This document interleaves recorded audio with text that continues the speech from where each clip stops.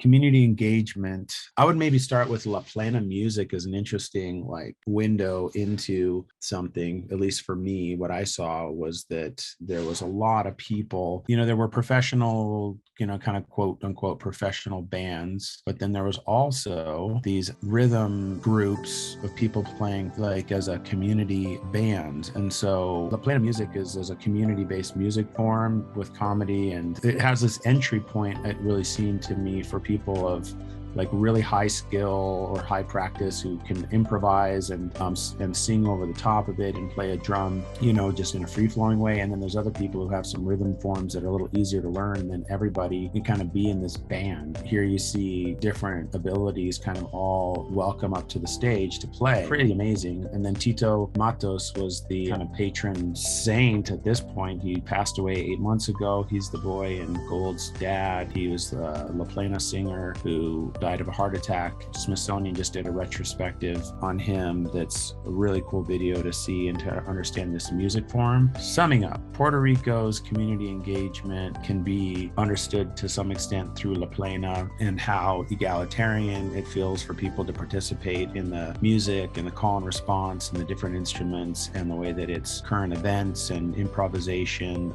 To me, it was a revelation and a place I want to go back to and study from the planeras and the planeros, the teachers of this music form.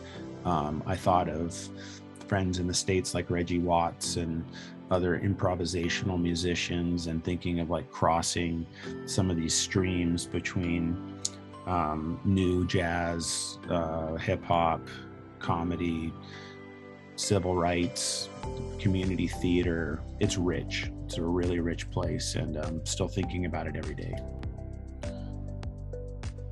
It was intense for me to kind of like go through, the mom, Mariana, whose son was in that gold jacket.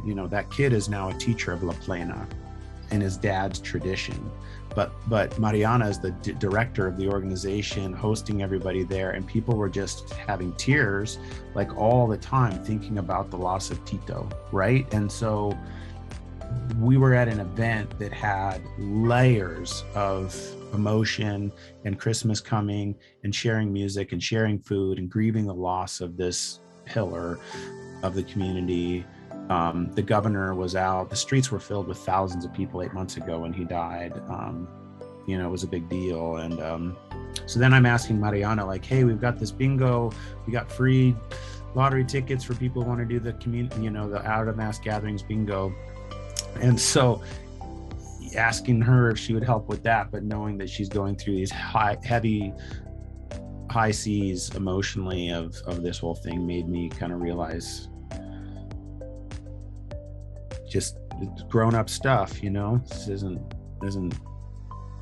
all fun and games, but it's also fun and games have a place in it, to help people have some playfulness around studying the design of events. And I felt pretty excited that the interview with Wayne is worth checking out. He's a playwright, and he said that he really appreciated the music at the beginning to sort of bring art into it. They're talking about culinary arts in the middle, talking about historic preservation of cultural stuff.